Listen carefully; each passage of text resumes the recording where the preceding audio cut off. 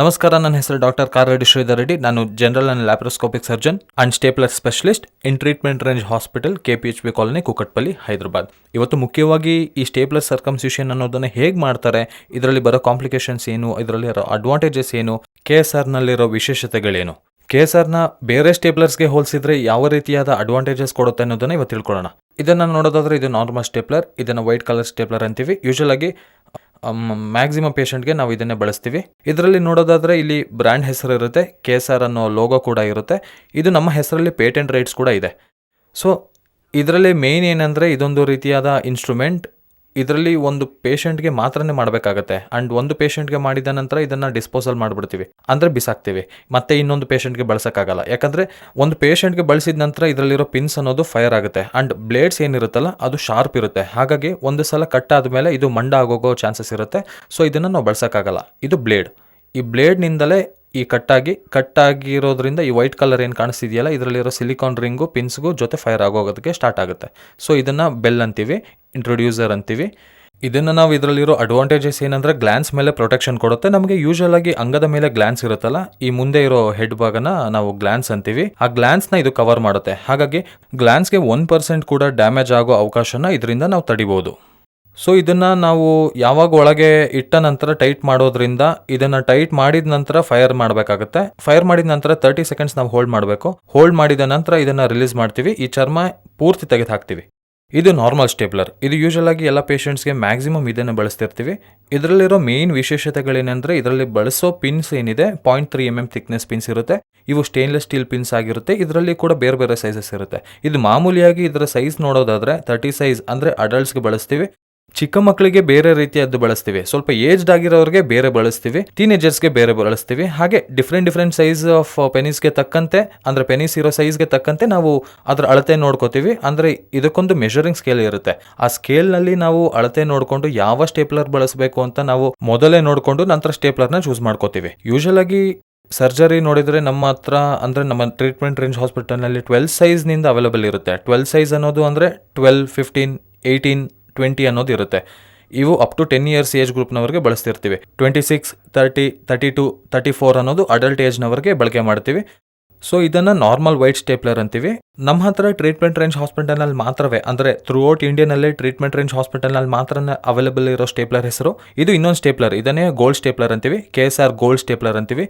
ಇಲ್ಲಿ ನೀವು ಗಮನಿಸಿದ್ರೆ ಇಲ್ಲಿ ಬ್ರ್ಯಾಂಡ್ ಇರುತ್ತೆ KSR ಅನ್ನೋದು. ಇದು ನೋಡೋದಕ್ಕೂ ಕೂಡ ಗೋಲ್ಡ್ ಕಲರ್ನಲ್ಲಿರುತ್ತೆ.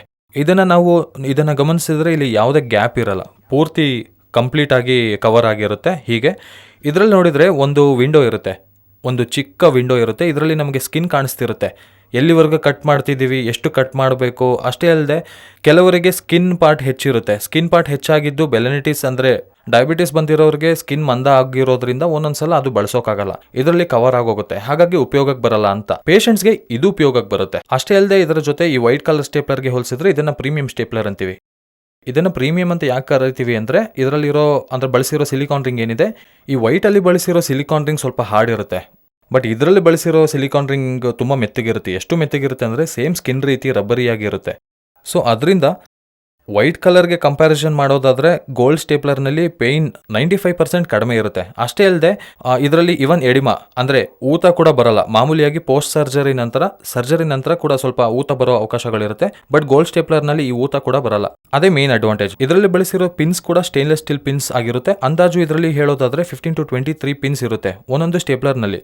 ಇದು ಕೂಡ ಸೇಮ್, ಇದು ಕೂಡ 30 ಸೈಜ್. ಇದು ಕೂಡ ಅಡಲ್ಟ್ಸ್ಗೆ ಬಳಸ್ತೀವಿ. ಇದರಲ್ಲಿ ಮಾತ್ರ 3 ಸೈಜ್ ಮಾತ್ರ ಅವೈಲೇಬಲ್ ಇರುತ್ತೆ. 22, 30, 34 ಇಷ್ಟು ಮಾತ್ರ ಅವೈಲೇಬಲ್ ಇರುತ್ತೆ. ಮತ್ತೆ ಚಿಕ್ಕ ಮಕ್ಕಳಿಗೆ ಮಾಡೋದಾದರೆ ಕೂಡ ಸೈಜಸ್ ಅವೈಲೇಬಲ್ ಇರುತ್ತೆ. ಇದರಲ್ಲಿ ಡಿಫ್ರೆಂಟ್ ಇರುತ್ತೆ. ಇದರಲ್ಲಿ ಹೇಗೆ 12, 15 ಇರುತ್ತೋ ಹಾಗೆ ಇದರಲ್ಲಿ 15 ಇಂದ ಸ್ಟಾರ್ಟ್ ಆಗುತ್ತೆ. ಸೊ ಇದರಲ್ಲಿ ವಿಂಡೋ ಇರೋದ್ರಿಂದ ಏನಂದರೆ ಎಷ್ಟು ಸ್ಕಿನ್ ಕಟ್ ಮಾಡ್ತಿದ್ದೀವಿ, ಎಷ್ಟು ದೊಡ್ಡ ಸ್ಕಿನ್ ಆಗಿದ್ರು ಸಹ, ಎಷ್ಟು ದೊಡ್ಡ ಪೆನಿಸ್ ಮೇಲಿರೋ ಸ್ಕಿನ್ ಆಗಿದ್ರು ಸಹ ಇದರಲ್ಲಿ ಕಟ್ ಮಾಡ್ಬೋದು. ಇದೇ ಇದರ ದೊಡ್ಡ ಅಡ್ವಾಂಟೇಜ್. ಇದನ್ನು ಪ್ರೀಮಿಯಂ ಸ್ಟೇಪ್ಲರ್ ಅಂತ ಯಾಕೆ ಕರಿತೀವಿ ಅನ್ನೋದಾದರೆ ಇದರಲ್ಲಿ ಮೇನ್ ಇರೋ ಸಿಲಿಕಾನ್ ರಿಂಗ್ ಏನಿದೆ, ಇದಕ್ಕೆ ನಮ್ಮ ಪೇಟೆಂಟ್ ರೈಟ್ಸ್ ಕೂಡ ಇದೆ. ಈ ಸಿಲಿಕಾನ್ ರಿಂಗ್ ಬೇರೆ ಯಾರು ಬಳಸೋಕ್ಕಾಗಲ್ಲ, ಯಾವುದೇ ಸ್ಟೇಪ್ಲರ್ನಲ್ಲೂ ಹಾಕೋಕ್ಕಾಗಲ್ಲ. ಯಾಕಂದರೆ ಅದರಲ್ಲಿ ಬಳಸೋ ಸಿಲಿಕಾನ್ ರಿಂಗ್ನಿಂದ ನಮಗೆ ಅಸಲಿ 0 ಪೇನ್ ಇರುತ್ತೆ. ಅಸಲಿಗೆ ಪೇನ್ ಅನ್ನೋದೇ ಇರಲ್ಲ. ಅಸಲು ಸರ್ಜರಿ ಮಾಡಿದಾಗ ಫೀಲಿಂಗ್ಸ್ ಕೂಡ ಬರಲ್ಲ.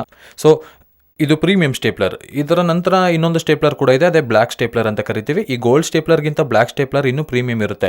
ಅದರಲ್ಲಿ ಬಳಸೋ ಸಿಲಿಕಾನ್ ರಿಂಗ್ ಇನ್ನೂ ತೆಳುವಾಗಿರುತ್ತೆ. ಅದರಲ್ಲಿ ಬಳಸಿರೋ ಪಿನ್ ಸೈಜ್ ಇನ್ನೂ ಕಡಿಮೆ ಇರುತ್ತೆ. ಆ್ಯಂಡ್ ಲೆಂತ್ ಕೂಡ ಕಡಿಮೆ ಆಗಿರುತ್ತೆ.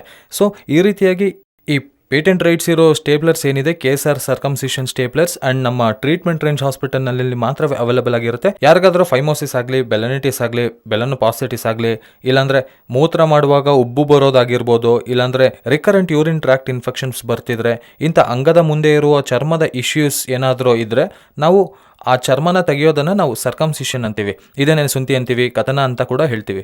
ಇಂಥ ಸುಂತಿ ಆಗಲಿ, ಕಥನ ಆಗಲಿ, ಸರ್ಕಮ್ಸಿಷನ್ ಆಗಲಿ ಮಾಡಬೇಕಾದ್ರೆ ಈ KSRನಲ್ಲಿ ಮಾಡಿಸ್ಕೊಳ್ಳೋದ್ರಿಂದ ಯಾವುದೇ ಸೈಡ್ ಎಫೆಕ್ಟ್ಸ್ ಇರಲ್ಲ. 0 ಸೈಡ್ ಎಫೆಕ್ಟ್ಸ್ನಲ್ಲಿ ನಾವು ಇದನ್ನು ಮಾಡ್ಕೋಬೋದು.